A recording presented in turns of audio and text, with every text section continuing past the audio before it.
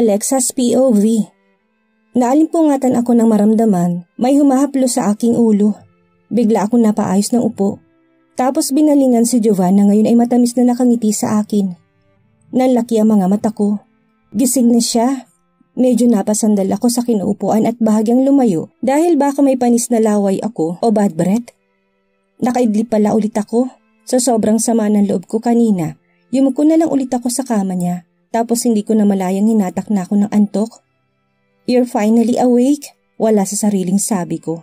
"Yeah, actually kanina pa." Mahina niyang anas. Kapansin-pansin ang pamamaos ng kanyang boses. "Kamusta ang pakiramdam mo? May masakit ba sa'yo? Gusto mo tawagin kong doktor?" Sunod-sunod na tanong ko. "No need, okay naman ang pakiramdam ko." "Ilang oras pala akong tulog?" "Mula kahapon tulog ka." Sumilip ako sa wall clock sa gilid.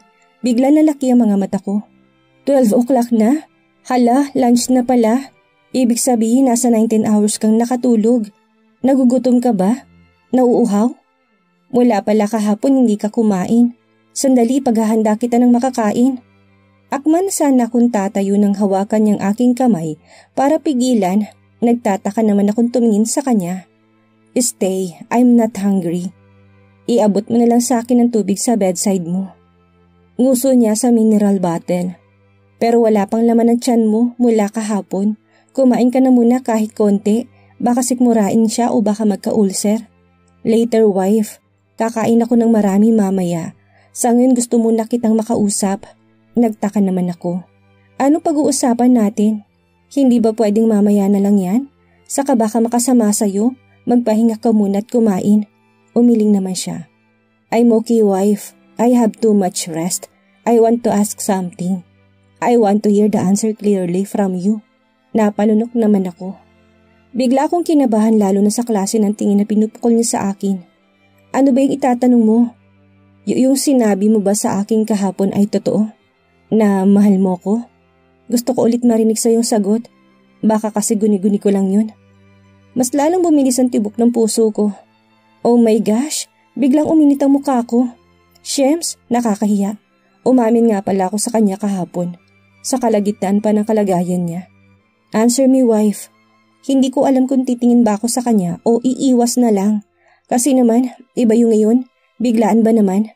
"Yes, sinabi kong aaminin ko ulit sa kanyang mga sinabi ko kahapon. Pero hindi naman yung ganitong agad-agad na kagigising ko lang. Pwede namang mamaya kapag okay ng lahat, hindi ba?" "Look at me, wife, and answer my question." Malambing niyang turan kaya kahit nahiya at namumula ang aking muka, nilingon ko siya. "Mahal mo na ako?" Parang bata niyang tanong. Tumango naman ako. "Say it, wife. Gusto ko marinig." "Oo, mahal na kita." Nahihiya kong pag-amin. Isang matamis na ngiti naman ang sumilay sa kanyang labi. "I love you too, wife. Akala ko guni-guni ko lang yun. Kailangan pala may mangyari muna sa akin bago ka umamin." Mas lalo siyang ngumiti. "Shit, ang gwapo." "Hoy, hindi ah. Bala ko na talagang sabihin sa yung nararamdaman ko. Ang kaso nga lang biglang may nangyari kaya nasabi ko sa ganong klaseng sitwasyon." Paliwanag ko. Hindi naman maalis-alis sa kanyang labi ang ngiti. Hindi ko na malaya na pinagmamasdan ko na pala siya. Parang kakaibang aura niya. Ngayon ang gaan-gaan tapos ngiti ng ngiti. Ito bang epekto ng pag-amin ko sa kanya? Pero bagay sa kanya, ang sarap niyang pagmasdan kapag ganito. Hindi yung lagi nakasimangot, galit at irritable. "I know, I'm handsome, wife." Sambit niya kaya napakurap-kurap ako. Ay, buisit, nakakahiya. Marunong na siyang mangasara. Inirapan ko nga siya. Mahina naman siyang natawa. "Come here, I want to hug you." Sabay abot niya ng kamay sa akin. Pinatong ko naman ang aking kamay sa katumayo para yakapin din siya. Nang magdikit ang aming mga katawan, ay otomatikong kumalma ang sistema ko. Kapag talaga na ganito kami kalapit sa isa't isa, kumakalma ako. Feeling ko lagi akong safe sa kanyang bisig. "Thank you for making me happy, wife. Thank you for loving me back. Kung alam mo lang kung gaano ako kasaya nang malaman kong mahal mo rin ako. Ikaw ang bumuo muli sa akin. Please always stay at my side, no matter what happens." Napangiti naman ako at hinigpitan ko ng konting yakap sa kanya. "Of course, lagi lang ako nasa tabi mo para suportahan at mahalin ka. Thank you rin dahil minahal mo isang katulad ko. You make me happy too. You know, we don't expect everything but they say that love comes suddenly without reason. Hindi natin alam kung kailan nagsimula, kung paano. Basta nararamdaman na lang natin isang araw na mahal mo ng isang tao. Ganun daw kapag na-inlove at yun ang nangyari sa atin. Nakakatawa, right? Para tayong aso't pusa. Lagi kang galit sa akin. But in the end, tingnan mo, we both in love with each other. Kasal na agad-agad. Mahaba kong sambit, ewan ko pero bigla akong nagkaroon ng lakas ng loob. Ang sarap sa pakiramdam kasi. Naramdaman kong paghigpit ng kanyang pagyakap sa akin. And thank you for saving my life. Kahit sobrang delikado, walang pag-aalilangan at takot mo ko niligtas. And I'm sorry din dahil sa akin natamaan ka ng bala at nandito tayo sa ospital. Kasalanan kong nangyari. Next time I will always listen to you. Shh! Hindi mo kasalanan. Huwag mo sisihin ang sarili mo. Lagi mong tatandaan na hindi ko hahayaang may mangyari sa'yong masama. Lagi kitang ililigtas kahit buhay ko pang kapalit. You are the best gift come into my life, Alexa. You know why? Simula na dumating ka, unti-unti akong nagbago. Naitama kong hindi magandang ugali ko noon. Ngayon napapahalagahan ko ng mga bagay-bagay. Unti-unti ko na ulit binubuksan ang sarili ko kila Grandpa at Eliza. Feeling ko bumalik ako sa dating ako na nabubuhay pa sila Mami at Daddy. Thank you for coming to my life. Bahagya ako lumayo para tingnan siya kaso mukhang mali ata yun. Dahil na magtagpo ang aming tingin ay may nakita kong kakaiba sa mga mata ni Jovan. Malamlam ito tila may nais gawin. Hanggang isang tipid ng ngiting sumilay sa kanyang labi. Magaan niyang hinawi ang mga buhok kong nakaharang sa aking muka. At bago pa ako makapag-isip, hinila niya ako tinalikan ng mapusok. Nung una, nagulat ako't nanlaki yung mata ko. Pero kalaunan, sinundan ko yung halik niya. Hingal na hingal kaming dalawa habang lumalayo sa isa't isa. Nagkatitigan kaming dalawa. Kitang-kita sa aming mga matang nag-uumapaw na saya at pagmamahal sa isa't isa. I love you. I love you too, wife. Parehas kaming napangiti sa isa't isa bago kami nagyakap ulit. I'm so happy and contented. Sana tuloy-tuloy ang ganito. Ilang minuto kaming nagyakap hanggang sa lumayo na ako. Siguro naman pwede na ako mag-prepare ng food natin. Kailangan mo na rin makakain para mainom ang mga gamot na nireseta sa'yo ng doktor. Sambit ko na siyang kinatawa niya ng mahina. Nadadalas ang pagtawa at ngiti talaga niya. Yeah, I'm okay now. Mas gaganahan na akong kumain ngayon. Sabay kindat niya. Inirapan ko nga. Lalayo na sana ako't aayos ng tayo nang bigla niya ulit akong kabigin at halikan. Muli kaming nagsalo sa isang matamis na halik hanggang sa parehas ulit kaming naghahabol ng hininga nang maglayo. Pabiro ko siyang pinalo sa braso. Kainis ka? Umaabuso ka na? Nakakailang nako ka na ng halik? Sambit ko habang hinihingal. Natawa naman siya. I'm so sorry. Hindi ko mapigilan ang sarili. Nakakaadik ang labi mo. Namula naman ako. Ang harot? Bago pa niya ako manakawan ulit ng halik, mabilis na akong tumayo. Sige na, mag-aasikaso na ako ng lunch natin. Magpahinga ka muna dyan. Mabilis kong sambit bago tumalikod sa kanya sa kanaglakad. Nakakahiya talaga. Kagigising ko lang kaya ulit. Narinig ko naman ang mahina niyang tawa. Gosh, ang sarap sa tenga. Kagat-kagat ng iba man labi, dumiretso ako sa mini kitchen. Mamaya nga sisiguraduhin kong magtututbrush na ako. Jovan's POV. Hindi maalis-alis ang ngiti sa aking labi habang nakamasid sa aking asawa. Oh God, para akong tanga kung may makakita sa akin pero hindi ko mapigilan. I'm so happy kasi mahal niya rin ako. Napahawak ako sa aking dibdib dahil sa kakaibang kabog ng aking puso. Ngayon ko lang talaga naramdaman ito. Kahapon, hindi ko inaasahan na manghihina ako ng ganun-ganun. Sa bagay, marami kasing dugong nawala sa akin kaya nang balikan ko si Alexa sa kotse, nangihinat na mumutla na ako. Kinakaya ko at pilit pinapakitang okay lang ako kaso tinatraidor ako ng aking katawan. Nang alalayan ako ni Alexa ang umupo sa passenger seat, wala akong nagawa hanggang nagdesisyon siyang siya nang magmamaneho ng kotse. Aangal sana ko kasi pinanlakihan niya ako ng mata at kitang-kita sa kanyang mga mata na desidido ito. Nagulat ako na marunong siya magmaneho ng kotse. Habang nasa daan kami sa ospital, pagod na pagod ako't alam ko na yun anumang oras. Mawawalan ako ng malay dahil maraming dugo na wala sa akin. Unti-unting nagdidilim ang paningin ko. Nainis pa ako sa akin sarili dahil naririnig ko ang iyak niya at pagpapanik.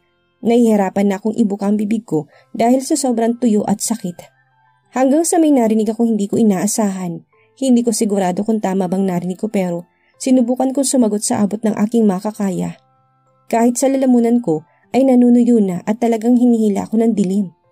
Huling natandaan ko nang tumigil ng kotse at ang pagsasabi niya na nasa ospital na kami. At yun nga, paggising ko kanina, ang malanghel na mukha agad ng asawa ko ang aking nakita. Tapos bumalik sa isip ko yung narinig ko kahapon. Kaya hindi ko na talaga mahintay na tanungin siya. At nakuha kong gusto kong marinig. Hindi lang maling akala, totoo ang narinig ko. Mahal niya rin ako. Ako na at ang pinakamasayang lalaki ngayon. Napailing na lang ako. Ilang taon na ba simula nung huli akong ngumiti at tumawa? Ang sarap sa pakiramdam. Ang bigat sa aking dibdib ay nawala kahit papaano. Lunch is ready. Nakangiting lumapit sa akin si Alexa dala ang tray ng pagkain. Nilapag niya muna ito sa bedside table bago inayos ang hinihigaan ko para makaupo ng maayos. Tinaas na rin niyang table sa kanilagayang tray na may lamang pagkain. Let's eat, hubby. Nakangiti niyang turan bago nilagyan ng mainit na sabaw ang kanin sa kaulam at gulay ng nag-iisang platong dala niya. Oh wait, hindi ka kakain? Tanong ko, dahil isa lang plato at marami yung kanin. Kakain, hati tayo. Susubuan na lang kita. Ako ang magsisilbi sa'yo ngayon, okay? Eto na naman ang masayang pakiramdam, ang kakaibang tibok ng puso ko. Alright, if that's what you want. Yun na lang sinabi ko. Okay. Imbis na mainis o mairita ako dahil sinusubuan niya ako at para akong bata, hindi ko magawa. Gustong-gusto kong ginagawa niyang pag-aasikaso sa akin. This is my happiest lunch ever. So this is how you feel when you fall in love. Sa totoo lang, bukod kay Mami at Eliza, si Alexa palang babaeng minahal ko ng ganito. Natapos kaming kumain na busog ako. Hindi pumayag ang asawa ko na hindi ako kumain ng marami. Mula kahapon ay wala pa talaga akong naging kain dahil naging abala ko sa meeting. Naalala ko na naman ang nangyari. Buti na lang naging alerto ako kahapon. Yan nagawa pa namin masundan ng mga lalaki inutusan ni Mr. Lee para kidnapin si Alexa. Speaking of the devil, humanda siya. Maghaharap kaming dalawa. Pagagalingin ko lang ng konting sugat ko, siya naman ang isusunod ko. Gagawin ko rin sa kanyang ginawa ko sa mga tauhan niya. Si Alexa pa talagang tinarget niya. Sinundan ko lang ng tingin ng asawa ko nang ilagay niya sa sink ang pinagkainan namin sa kahinugasan. Pagbalik niya, dala-dala na niyang gamot ko at isang basong tubig. Drink your medicine, hubby, para mabilis gumaling ang sugat mo. Sambit niya bago yun inabot sa akin. Kinuha ko naman yun sa kaininom. Magpahinga ka muna. Nasaan pala cellphone ko, wife? Tumingin naman siya sa akin at pinanangkitan ako. Napalunok tuloy ako nang wala sa oras. Bakit ganun niya ako kung tingnan? Tinatanong ko lang naman kung nasa ng cellphone ko at tatawagan ko si Liam. Rest, Jovan. Kailangan mo munang magpahinga. Huwag ka munang mag-cellphone. Masungit niyang sambit. Please, wife. Tatawagan ko lang si Liam. May itatanong lang ako. Then okay na. Tinitigan muna niya akong maigi. Bago walang salitang kinuha yun sa drawer sa inabot sa akin. Masama ba ang loob niya? Bilisan mo, tapos magpahinga ka muna. Yes, wife. Tinawagan ko numero ni Liam. Nakakadalawang ring pa lang nasagutin na niya ito. Hello, King. Napatawag ka. Kamusta ang lagay mo? Seryosong sagot ni Liam sa kabilang linya. I'm okay now. Anyway, I called you to ask if you do what I ordered. Maingat kong tanong dahil nasa aking harap si Alexa. Ayokong malaman niya na pinakidnap ko si Mr. Lee. Sisiguraduhin kong pagbabayaran ng matandang yun ang ginawa niya sa akin, lalong-lalo na sa asawa ko. Yes, King. Nasa hideout ang matanda. Good, kapag okay na ako, I'll take care of it. Areglado, King. Good, yun lang. Tatawag na lang ako ulit kapag may iutos ako. Wait, King. Nangunot ang noo ko. Why? Alam mo na bang bumalik na ng Pinas sa Monica? Nagsalubong ang kilay ko. What? Kailan pa? Actually, kaninang umaga lang. Nalaman kong dumiretso siya dyan sa ospital. Hindi ko lang alam kung nagtagpo sila ni Ma'am Alexa. Shit! Napasulyap ako kay Alexa na seryoso lang nakamasid sa akin. Pumunta si Monica dito? Nagkita kaya silang dalawa? Bakit ngayon mo lang sinabi? Iritadong sagot ko. I'm sorry, King. Nawala sa isip ko. Hindi ko rin alam nagising ka na pala. May inaasikaso kasi kami ni Mark kaya hindi agad kami nakapunta dyan. Tss, humanda kayo sa akin. Yun lang saka ko pinatay ang cellphone at binalik naman niya yun sa drawer. Nang magtama muli ang tingin namin ni Alexa, ay napalunok ako at kinabahan. Nagkita kaya sila? Pero bakit hindi niya nabanggit? Tatanungin ko ba? Kainis, bakit natatakot ako? What the? Inabot ko mineral water sa bedside table saka uminom. Feeling ko natuyuan ako na lalamunan. Kinakabahan ako sa hindi ko malamang dahilan. Anyway, may pumunta kaninang babae dito. Sinabi niyang girlfriend ka niya. Shit! Nasawid ako't sunod-sunod ang pag-ubo. What the? Nagkita nga sila? Tss, okay ka lang? Parang gulat na gulat ka ata sa sinabi ko. Totoo ba na girlfriend mong babaeng yun, Jovan? Seryoso at nakakatakot niyang tanong. Habang hinahagod ang likod ko. Nang umayos ang pakaramdam ko yung sinalubong kong tingin niya saka nagsalita. What? I do not have a girlfriend. Anong pangalan ng babaeng pumunta dito? Umalis naman siya sa aking tabi saka umalikip-kip sa aking harap at masama akong tinignan. Monica Gonzaga, it rings the bell? Masungit niyang sagot. Shit, bakit feeling ko kailangan ko magpaliwanag sa kanya? Monica is just an investor of our company, Malaysia wife. She helped me. She is not my girlfriend. Masuyong paliwanag ko. Tinasa naman niya ako ng kilay. Aha, talaga? And you agreed to let her call you Jovan? Are you too close that much para pumayag kang tawagin kanya sa pangalan mo? Parang sa pagkakaalam ko, kahit investors, client, etc. na babaeng katrabaho mo, wala kang pakialam. Deadma, work kung work. Pero bakit tata ngayon naging close kayo ha? Araw-araw pa kayo magkasama at hindi mo sinabi sa akin ang tungkol sa bagay na yun. I mean, hindi mo sinabing may kasama kang babae. May karapatan naman siguro akong malaman, no? Kainis, bakit galit na galit siya? Ano bang pinagsasabi ng bitch na yun sa asawa ko? Bigla ko naalala yung halik niya sa akin sa pisngi. Sana hindi sinabi ng babaeng yun. Malalagot talaga ako ngayon. Baka bigla na lang akong iwan ni Alexa dito sa ospital kapag nagkataon. Wife, is not what you think, okay? Hindi kami araw-araw magkasama. Huwag kang buwisit, hindi niya ako pinatapos na sasabihin. Sus, don't deny it, Jovan. Sabi niya magkasama daw kayo araw-araw. Siguro kaya hindi mo ko tinatawagan that time kasi busy ka sa kanya. Nanlaki ang mga mata ko. What? No, wife, listen to me, okay?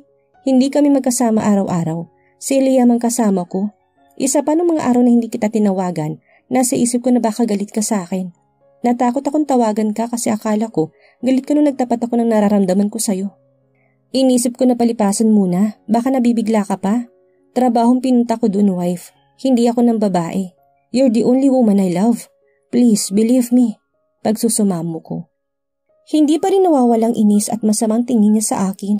Buisit na babae yun. Humanda siya sa akin dahil ano-anong pinagsasabi niya sa asawa ko. This is our first fight na mag-asawa kami. Ngayon ko lang din nakita na ganito siya magalit at mainis. Wait. Hindi kaya nagsiselo siya kaya ganitong reaksyon niya? Natawa ko sa aking naisip. Tinaasan niya ako ng kilay. Anong tinatawa-tawa mo dyan? May nakakatawa ba? Are you jealous, wife? Nakangiti kong tanong. Nalaki naman ang mata niya. Ano? Hindi ah. Nakakainis lang kasi na hindi mo sinabi. Tapos sa iba ko pa malalaman. May pa-Jovan pa siya sa'yo.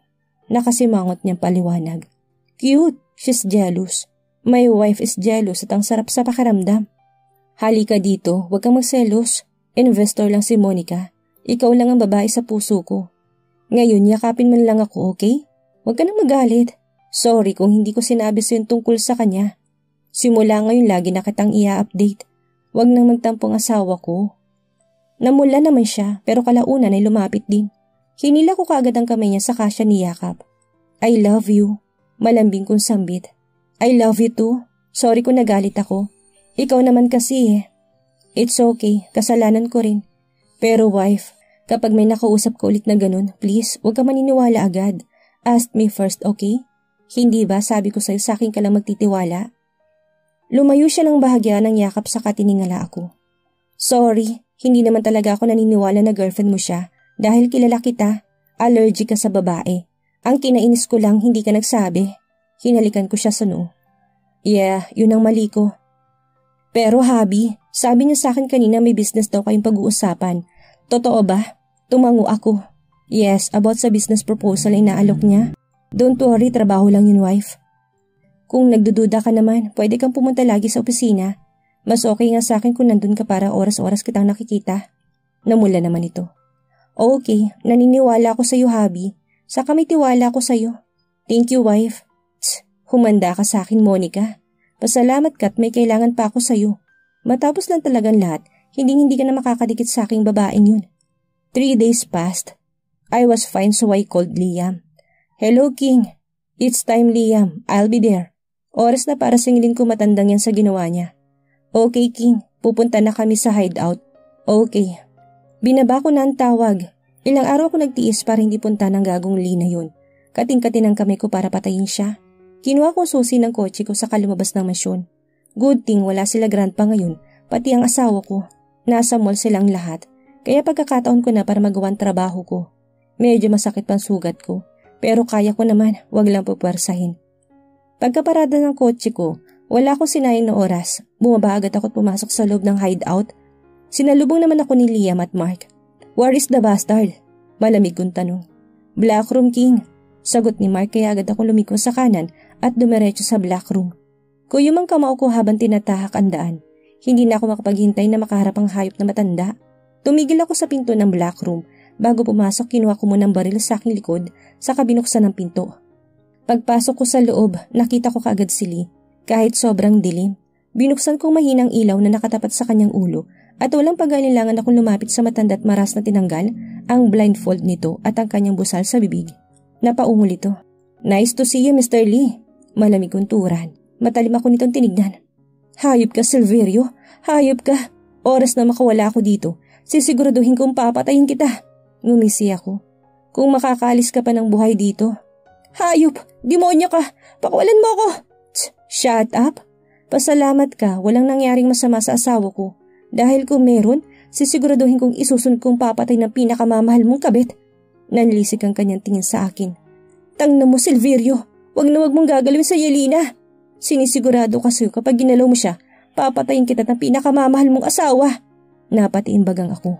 This bastard is getting into my nerves. Bago mo magawa yun, papatayin muna kita. Goodbye, Mr. Lee. See you in hell. Umalingaw nga ang putok ng baril sa apat na sulok ng kwarto. Ngumisi ako bago tumalikod at inabot kay Liam ang baril. Remove that bastard and bring it to the front of Mrs. Aquino's house. Kayo nang bahala kung anong ibabalita niyo sa kamatayan niya. Uuwi na ako. Maybe Alexis is already in the mansion. Utos ko sa dalawa. Areglado, King. Kami nang bahala dito. Tumango ako sa kadere-derechong naglakad palabas ng hideout at sumakay sa aking kotse. Alexa's POV. Masaya kong nilalagay sa paper bag ang lunch namin ni Jovan. Nag-prepare na talaga ako para sure na makakain kami ng lunch sa tamang oras. Sabi niya kasi sa akin ay isasama niya ako ngayon sa kumpanya. Hindi ko nga alam kung ano nakain na lalaking yun. At mula kagabi, nilalambing ako sumama sa kanya. Sa totoo lang bala ko sanang umalis ngayong araw para i-check ang restaurant na binigay nila kay mama. Para malaman ko na sana ang mga dapat kong gawin. Kaso anong magagawa ko? Naglambing ang isang Jovan Silverio at kapag naglambing siya, ang hirap tumanggi. Kaya pinagbigyan ko na. Isa pa naisip ko na baka pumuntang Monica na yun sa kumpanya. Base sa mga sinabi sa akin ng asawa ko, walang katotohanan ang ilan sa mga sinabi ng babaeng yun sa akin. Parang gumawala ng kwentong babaeng yun para inisin at pagselosin ako. Are you done, wife? Napalingon ako sa aking asawa na kapapasok na ng kusina. Ngumiti naman ako sa katumango. Yeah, okay na hubby. Let's go. Tumango naman siya bago kinuha ang dala-dala kong paper bag. Pero bago yun, ginawaran niya muna ako ng halik sa noo. Tapos sinawakan ng aking isang kamay at pinagdaop. Saka sabay na lumabas ng kusina. Tulog pa ang lahat, mukhang napagod ang mga ito sa lakad namin kahapon. Kahit si Lolo Rafael na morning person ay hindi bumaba. Pagkarating namin sa labas ng mansyon, napatigil ako na makita ang bagong kotse ni Jovan. Napalunok ako't ng lamig. Sa isang iglap, biglang bumalik sa aking alaala ang nangyari noong nakarang araw. Napansin naman yun ni Jovan kaya napalingon siya sa akin. Hey wife, are you okay? Maputla ka. Alala niyang tanong. Hindi naman mawala-walang tingin ko sa kotse. Nang sabihin niya ang iba sasakyan ang gamit namin, hindi pa rin mawala sa akin ng kaba at takot. Feeling ko anytime, may mga taong susunod na naman sa amin. Wife, naririnig mo ba ako? Napakurap-kurap ako nang humarang sa aking harap si Jovan. Sa punay isang kamay niya ang kaliwa kong pisngi. Nang magangat ako ng tingin sa kanya, kitang-kitang pag-aalala nito. Okay ka lang ba? Bakit bigla ka namutla? Mahina ako niyang tanong. I'm sorry. Bigla ko lang naalala yung nangyari sa atin na makita ko sa sakyan mo. Natatakot ako na baka mangyari na naman yun. Nauutal kong sagot. Sabi ko kakalimutan ko nang nangyari. Hindi ko naiisipin yun. Dahil iba lang impact sa akin pero kahit anong iwas ko na wag alalahanin, ay pumapasok pa rin sa aking isip. Nang malaman nga ni Lolo Rafael ang nangyari, galit na galit to. Si mama naman sobrang nag-alala pero hindi naman siya nagalit kay Jovan dahil naintindihan naman daw niya ang nangyari. Pinasalamatan pa nga ni mama ang asawa ko dahil sa pagligtas sa akin. Pagka-uwi namin galing ospital noon, doon ko ipinaliwanag kay mamang lahat. Una, akala ko magagalit siya pero hindi. Buti na lang pasa at hiwa sa gilid ng Labi lang ang tinamo ko. Si Lolo Rafael din ay galit na galit. May mga kinausap pa nga ito para mapabagsak ang negosyo ni Mr. Lee. Pinapahanap niya rin ito para mapagbayaran ng ginawa niya sa amin.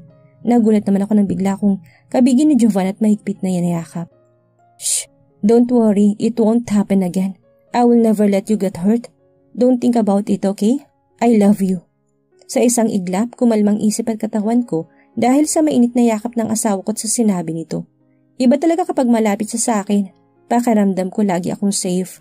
Ilang minuto pa kami magkayakap hanggang sa ako nang bumitaw saka nakangiti siyang tiningala. Thank you, hubby. Ngumiti rin naman ito pabalik saka tumango. Tara na. Inalalayan niya ako makapasok sa loob ng sasakyan. Siya na rin ang nagkabit ng seatbelt bago umikot sa driver's seat at pinaandar ang sasakyan.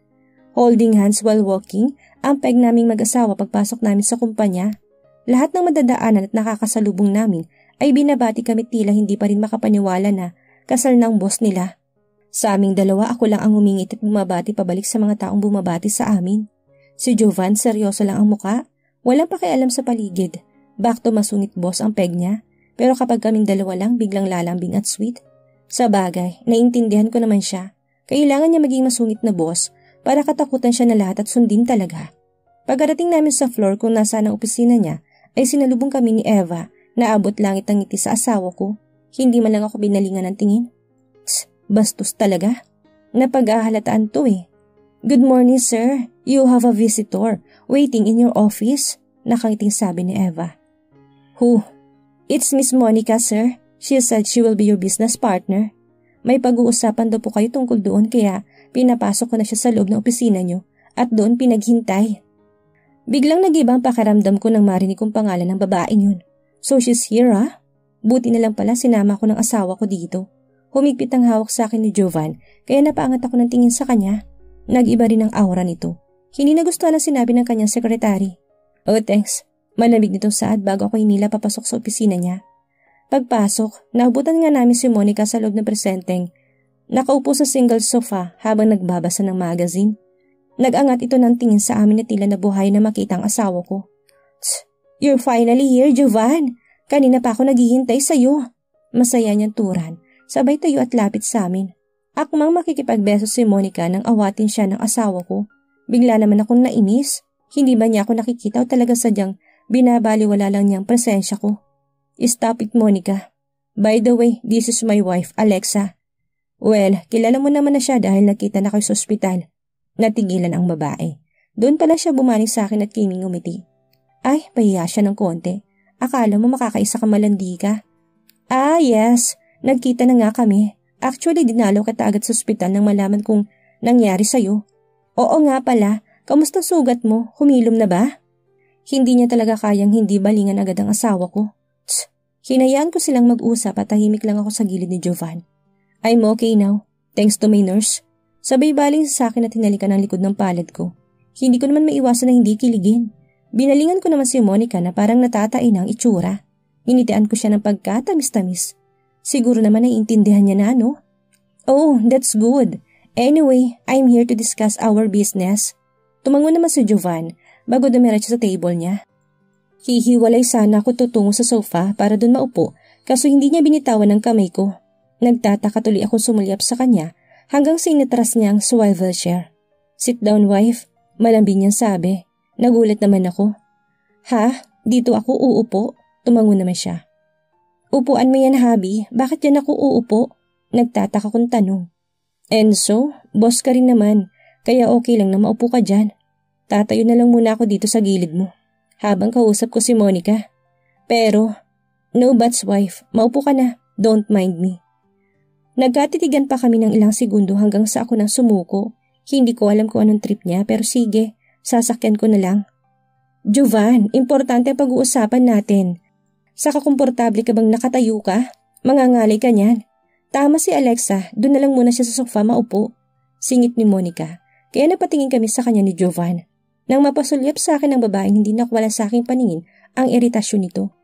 It's okay, my wife is the boss too. Maganda na rin na marinig niya para kung sakaling may gusto siyang isuggest. Pwede natin pakinggan. Saka okay lang ako nakatayo, don't mind me. Focus on your main work. But Jovan, ipipilit pa talaga niya? No buts, Monica, let's start. Napapatango ako kapag nagsasalita si Jovan. Hindi ko maiwasan na hindi humanga sa bawat salitang lumalabas sa kanyang bibig. Lahat ay may sense. Sa kapag-usapang negosyo na, sobrang seryoso nito. Wala naman akong nasuggest o komento dahil kontento na ako sa sinasabi ng asawa ko. Ang ginawa ko lang sa buong usapan nila ay makinig sa kapaminsan-minsan na tumitingin kay Jovan na kulang nakatayo sa aking gilid habang nakapamulsa sa kanyang slacks. Matapos ang pag-uusap nila tungkol sa itatay yung business, nagpaalim sa akin saglit si Jovan na may kakausapin na board member. Naiiwan tuloy kami ni Monica na dalawa sa opisina pero hindi din naman ito nagtagal dahil may tinawagan siya saka lumabas ng opisina. Ako naman ay lumabas din saglit para pumunta sa cafe sa baba para bumili ng dessert na kakainin namin mamayang tanghalian. Wala akong nagawang dessert kanina dahil kukulangin ang oras ko. Nakangiti akong pumasok sa opisina dala-dalang cake na binili ko. Grabe, ang haba ng pila sa cafe. Ang daming bumibili ng cake at kumakain doon kaya inabot ako ng kalahating oras mahigit. Napatigil ako sa paghakbang na mapansin ng bagong table at swivel chair malapit sa table ni Jovan. Nangunot ang noo ko. Bakit merong extra table and chair? Nadakong tingin ko na bumukas ang pinto sa gilid kung saan ang banyo't niluwanan si Monica. Nang mapansin niya ako'y agad siyang ngumisi. Nandiyan ka na pala Alexa, did you see that new table? That's my table. Magkasama kami ni Jovan sa opisina niya para sa business na gagawin namin. Sabay lapit na sa swivel chair at naupo doon na akala mo boss. Tinaasan ko siya ng kilay. Kailangan talaga dito sa office ng asawa ko. Sa CEO office, ang daming bakanting opisina sa labas. Seryoso kong sambit. Tumawa naman siya ng mahina. Well, much better na nandito ako para mabilis kami makapagtrabaho ni Jovan. Talaga lang ha? Mapabilis ba talaga o para landi ng asawang trabaho ko? Yun ang gusto ko sabihin sana, pero pinigilan ko na lang sarili at dumiretso sa table ni Habi para ayusin ang binili ko. Mukhang kailangan ko talagang araw-araw na nandito para bantayan ng bawat galaw ng babaeng haliparot na to. May tiwala naman ako kay Jovan, pero sa bruhang nandito ngayon wala. Feeling ko anumang oras may kalandian siyang gagawin. Ilang minutong lumipas, bumukas ang pinto at pumasok ang asawa ko. Napatigil siya sa paghakbang at nakakunot ang noong nakatingin sa table kung nasaan si Monica. What is the meaning of this, Monica? Seryoso niyang tanong. Ngumiti naman na matamis ang impakta saka tumayo. Dito ako mag-uopisina, Jovan, para malapit lang sa'yo. Saka para na rin mapadaling trabaho natin. Wala namang problema, hindi ba? Naiinis talaga ako pag tinatawag niyang Jovan ang asawa ko. Feeling close.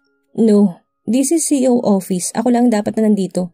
Ilabas mong table na yan at doon ka sa bakanting room sa kaliwa. Napatigil naman si Monica at hindi naasahan na papaalisin siya ng asawa ko. Pero Jovan, mas okay na magkasama tayo sa opisina mo dahil malaking work ang gagawin natin. Hindi na ako mahihirapan kapag may mga tanong ako. Paliwanag pa rin ni Monica.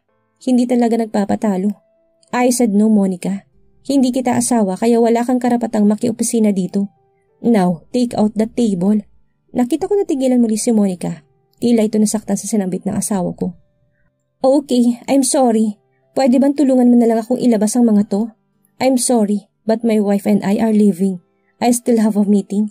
Just ask Eva for help. Seryoso niyang sabi sabay baling sa akin. Wife, let's go. Dali-dali naman ako lumapit tapos sabay kaming lumabas. Habang patungo kami sa elevator, hindi ko napigilang hindi magtanong. Habi, bakit hindi ka pumayag sa gusto ni Monica na doon siya sa opisina mo mag-office? Binalingan naman niya ako. Dahil ayoko mag-isip ka ng kung ano-ano, wife. Hanggat maaari gusto kong lumayo sa babaeng yun para wala tayong maging problema. Ayoko sirain ang tiwalang binigay mo sa akin. Ikaw lang may karapatan sa opisina ko. Wala nang iba. Hindi naman ako makapaniwala. So ginawa niya yun para sa akin? Alam niya na mag-iisip ako ng kung ano-ano. Ako pa rin talagang iniisip niya. Ewan, pero kinilig ako. Gosh, Jovan Silverio. Kakakilig ka. Knows mo ba yon? Ano kayang mangyayari ngayon tila may panira sa relasyon ni Jovan at Alexa? Magtagumpay kaya si Monica sa planong pang-aagaw kay Jovan? Yan ang ating aalamin sa susunod nating kabanata.